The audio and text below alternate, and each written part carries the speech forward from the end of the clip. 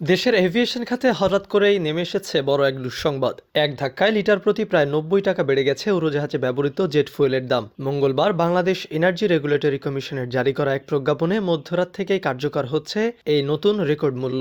জ্বালানির এই আকাশছোঁয়া দামের কারণে দেশের অভ্যন্তরীণ ও আন্তর্জাতিক রুটে বিমানের টিকিটের দাম প্রায় দ্বিগুণ হয়ে যাওয়ার চরম সংখ্যা দেখা দিয়েছে। ফলে সাধারণ যাত্রী থেকে শুরু করে এয়ারলাইন্সগুলোর কপালে এখন গভীর চিন্তার ভাঁজ। বাংলাদেশ এনার্জি রেগুলেটরি কমিশন বা বিইআরসি এর নতুন এই সিদ্ধান্ত অনুযায়ী অভ্যন্তরীণ রুটে প্রতি লিটার জেট ফুয়েলের দাম ১১২ টাকা ৪১ পয়সা থেকে এক লাফে বাড়িয়ে ২০২ টাকা ২৯ পয়সা নির্ধারণ করা হয়েছে।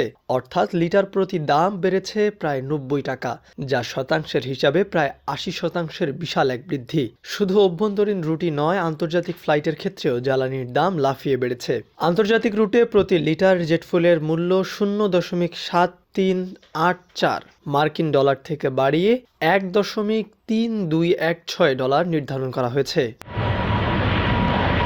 জ্বালানির এই অস্বাভাবিক মূল্যবৃদ্ধির কারণ হিসেবে বিইআরসি বলছে, বিদ্যমান বাজার পরিস্থিতি, আমদানি ব্যয় ও আন্তর্জাতিক জ্বালানি বাজারের সঙ্গে সামঞ্জস্য রাখতেই এই বড় ধরনের সমন্বয় করা হয়েছে। পরবর্তী নির্দেশনা না দেওয়া পর্যন্ত নতুন এই দরই কার্যকর থাকবে। তবে জেট ফুয়েলের এই ভয়াবহ মূল্যবৃদ্ধির সরাসরি প্রভাব পড়তে যাচ্ছে বিমানের টিকিটের উপর। এভিয়েশন বিশেষজ্ঞরা বলছে, বিশেষ করে দেশের অভ্যন্তরীণ রুটে ভাড়া প্রায় দ্বিগুণ হওয়ার প্রবল সম্ভাবনা রয়েছে। এতে সাধারণ যাত্রীদের উপর যেমন বিশাল আর্থিক চাপ সৃষ্টি হবে, তেমনি ফ্লাইট পরিচালনাকারী দেশ বিদেশি এয়ারলাইন্সগুলোর পরিচালন ব্যয়ও আশঙ্কাজনক হারে বেড়ে যাবে।